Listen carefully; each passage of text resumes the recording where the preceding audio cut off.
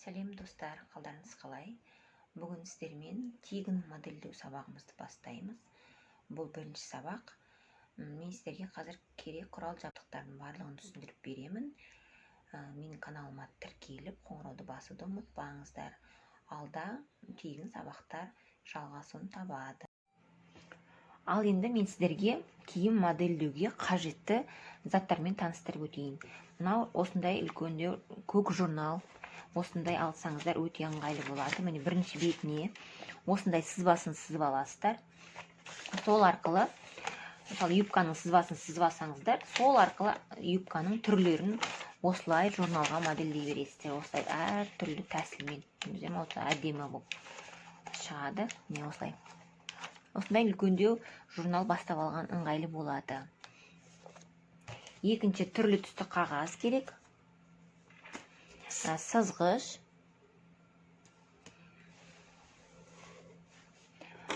қайшы, қарындаш, өшіргіш және клей.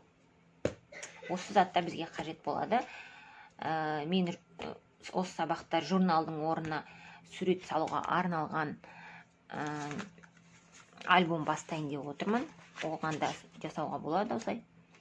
Менде қазір қолымда журнал болмағандықтан мен альбом бастайын деп отырмын, сурет салуға арналған альбом. Мынау біздің шаблонымыз, яғни бағанағы сызып алған сызбамыз. Осыны әртүрлі түсте бірнеше данасын шығарып алу керек болады сіздерге. Өйткені әр модельдің өзінің сызбасы әртүрлі болғаны ыңғайлы болады. Бірнеше данасын жасап алыңыздар, содан кейін барып іске кірісеміз. Ал енді сабағымызды бастайық. Бірінші бастамас бұрын мен сіздерге мата жайлы түсіндіріп айтып кетейін. Мына қағазды мата деп санаңыздар мысалға. Мынау сіздің матаңыз болсын. Мына матаның шеті, мысалы бізде долевая нить болсын. Мына матаның шеті долевая нить болсын. Мына үстіңгі жағы, ол бізде көлденеңі, матаның көлденең жері, мына жері. Міне қараңыз. Сіз мысалы мына тұрған бізден перпендикуляр сызықтарымыз, мына сызықтарымыз, ол долевая нить болады. Яғни түзу жібі. Сіздер киім пішкен кезде заң бойынша бізде осы түзу жіппен пішкеніміз дұрыс болады. Ал егер де юбка солнце, сондай юбкалар тігетін болсаңыздар, міне матаны осылай бүктеп ортасынан покосой пішесіздер, мысалы, осылай әдемі шығады. Сонда бізде косая нить, мына тұрған жеріміз косая нить. Сіздер косая бейка, мысалы, керек болған кезде матаны осылай бүктеп қиямыз ғой. Сол сияқты мынау бізде косая нить. Покосой осылай болады. Ал түзуінен пішкен кезде подолевой болады былайынан. Осылай түзу жіппен матаға пішесіздер. Осылай тұрған кезде. Көрдіңіздер ма? Матаны, яғни былайынан екі рет бүктелген кезде, міне, мына жер матаның бүктелген жері. Мен МБЖ деп жазып қойғанмын, қысқартып матаның бүктелген жері болса, сіздер осы жерге пішесіздер мысалы. Ал егер де матаны үнемдеймін десеңіздер, енді матаны былайынан да қойып, мысалы, осылай үнемдеп әртүрлі тәсілмен пішуге болады. Әрине, егер де сіздің матаңыздың түсі ойнамайтын болса, суреттері, әртүрлі гүлдері кетіп қалмайтын болса, онда жаңағындай үнемдеп әртүрлі тәсілмен пішуге болады. Ал егер де суреттері бұзылып қалатындай жағдай болса, онда осылай матаңызды подолевой түзуінен пішесіздер. Мата жағынан осымен түсінікті болды деп ойлаймын. Енді моделированияға кірісеміз, модельдеуге кірісейік. Яғни мынау біздің шаблонымыз, алдында өзіміз қиып алған. Енді міне қараңыздар. Мына жерін түсіндіріп кетейін сіздерге. Мынау біздің отрезной пояспен болады. Мынау отрезной поясымыз болады. Яғни біздің юбкамыз, карандаш юбкамыз отрезной пояспен болайын деп тұр. Мына жерде мен 4 сантиметр белгілеп қойдым. мына жер 4 сантиметр міне. Мен белгілеп қойдым. Енді осыны осылайынан сызып аламыз. Менде бұл барлығы масштабный линейкамен жасалып жатыр. Өздеріңіз байқап отырған боларсыздар, өйткені былайынан сыймайтын болғанда масштабный көрсетіп жатырмын сіздерге. Енді осы детальдарымызды белгілеп қоямыз. 1, 2, 3, 4 деп. Өйткені біз бұларды қазір қиған кезде орындары ауыс кетпеу үшін осылай 1, 2, 3, 4 деп белгілеп қойғандарыңыз дұрыс болады. Енді ортасынан бөліп алайық.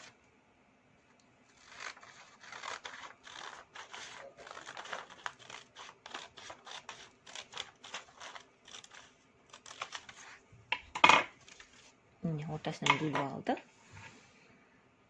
Енді жаңағы мен айтып отырған мына үстіңгі бөліктерін бөліп аламыз.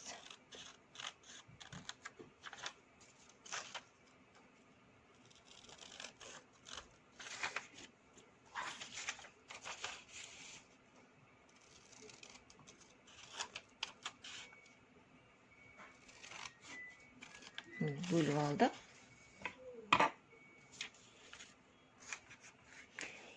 Енді қараңыздар. Жаңағы 1, 2 деген бөлшектерімізді жабыстырып алайық. Біз бұларды жабыстырып жатырмыз, өйткені бұл қағаз түрінде. Ал егерде сіздер мата түрінде болған кезде, бұларды сіз инемен бір-біріне қыстырасыздар. Инемен қадайсыздар, яғни. Міне, мынау жабыстырайын деп жатқан жеріміз, мынау. Мына тұрған сызық бұл матаның бүктелген жері. Матаның бүктелген жері деп елестетіңіздер. Жаңа мен сіздерге көрсеткендей матаның бүктелген жері. Осыған мына бірінші детальда жаңа қиып алған юбканың үстіңгі бөлшегі. Соны жабыстырамыз. Біз бұл жерде юбканың белдігін жасайын деп жатырмыз. Мынау екінші бөлігі. Бұларды сіз мата болған кезде жаңа айтқандай инемен қыстырып аласыздар бір-біріне. Мынау екінші бөлшегі. Осыны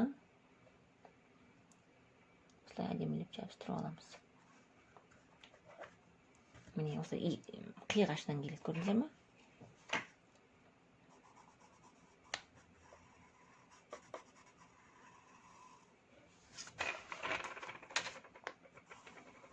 Осылай түзу сызып аласыздар.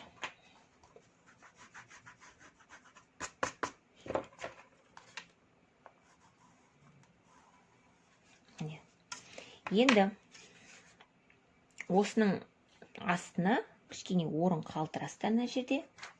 Ол орын бізде тігіске қалады, яғни. Тігіске қалтырып, астыңға деталімізді жабыстырамыз.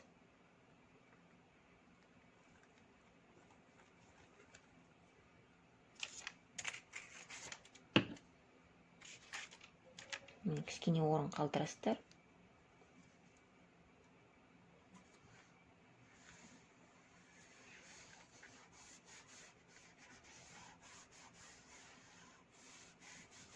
Міне, осылай жабыстырып алдық.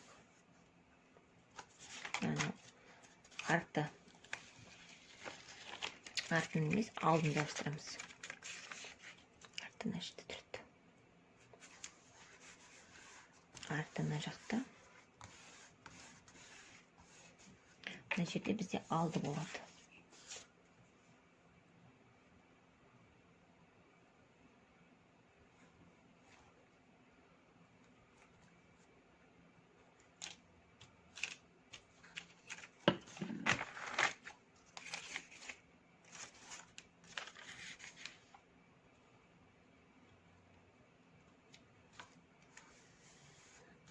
Сызығына келтіріп, осылай әдемілеп жабыстырып аламыз.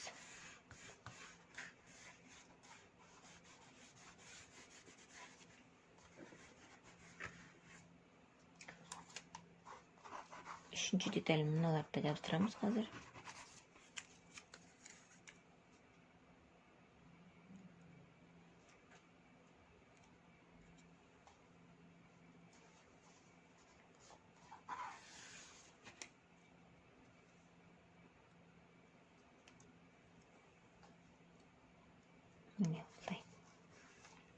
жабыстырып алдық.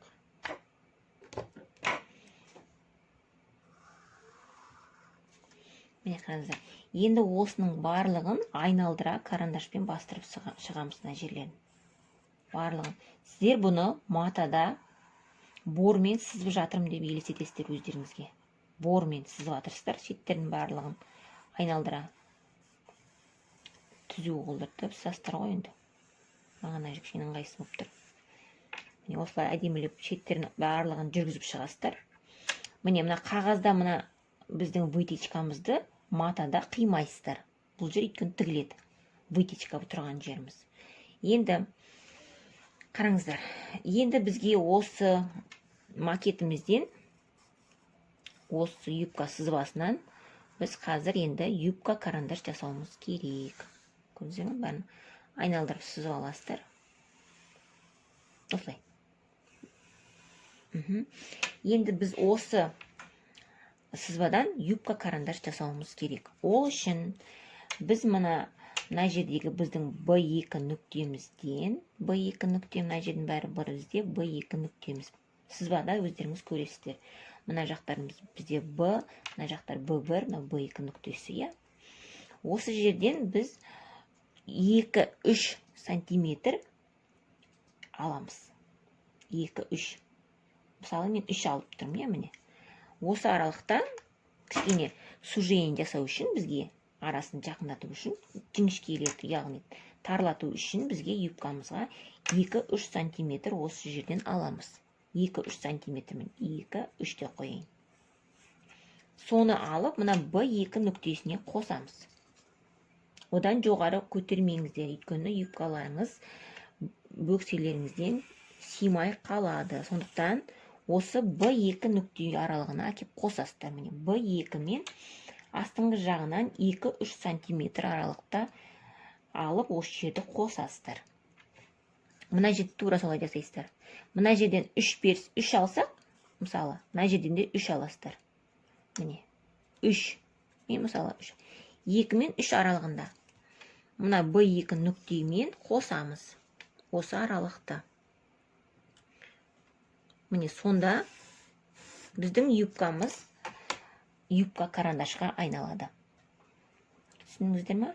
Енді біз осыларға тігіске, припускаға береміз. Ол үшін, мысалы, мына жанынан 1,5 бересіздер. Мына жанынан 1,5.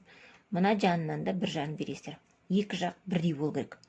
Сіздер мына жерден 1,5 берген кезде осылай мына жаңағы сызып алған сызығымыздың содан да осылай 1,5 беріп, осылай осы жерден 1,5 беріп барып, мына жерді қиясыздар. Қиған кезде тігіске осы жердің барлығынан осылай 1,5 беріп барып, мына жердің барлығынан 1,5 бергеннен кейін барып қана мына жерді сызасыздар. Осылайна қиясыздар. Мына жер екі жанына 1,5 берсеңіздер, мына жерге 1 бересіздер. Мысалы, мына жерлерге 1-ден берсеңіздер, екі жаққа да бірдей бересіздер. Значит, мына жерде 1. Барлығы 1 болады да. Мына жанына 1,5 бересіздер. Значит, мына жерге де 1,5. Осылай тігіске екі жақтан бірдей береміз. Мына жаққа 1,5, мына жаққа 1,5, осылай. Астына тігіске 3-4 сантиметр бересіздер. 3 немесе 4. Түсінікті деп ойлаймын, е? Сонда сіздерде карандаш юбкамыз осылай оңай тәсілмен дайын болады. Түсінікті ғой сіздерге, қараңыздар. Мынау отрезной пояс. Мына жер жаңағы сужениямыз біздің. Юбка карандаш жасау үшін алдыға қарай 3 сантиметр берген. Енді, егерде сіз юбкаңыздың артынан вырез болғанын қаласаңыз, әрине карандаш юбкада міндетті түрде керек ол. Сіздерге шлица салу керек. Шлица деп отырғанымыз ол юбкамыздың артындағы сызығы. Мына жерде болады. Ол үшін мына жерден өзіміздің юбкамыздың артынан болатын отрез, яғни ол үшін сіздер мына артқы детальдан, арт жағынан ғой түсіресіміз. Осы жерден сіздер 5 сантиметр аламыз. Шлицаға 5 сантиметр береміз. Не 5-еу. Осылай 5-еу сызып аласыздар.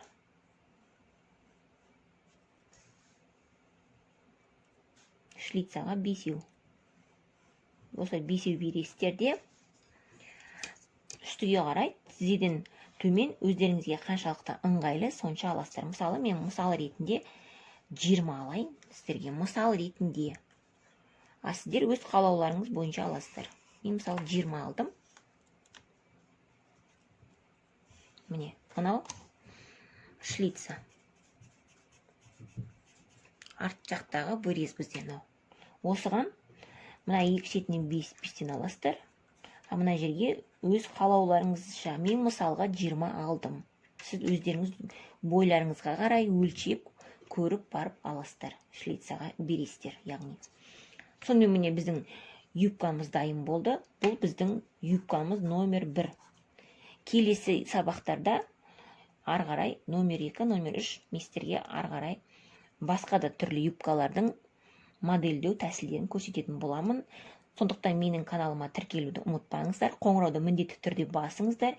Өйткені жаңа шыққан сабақтарды жіберіп алмау үшін. Назарларыңызға рахмет.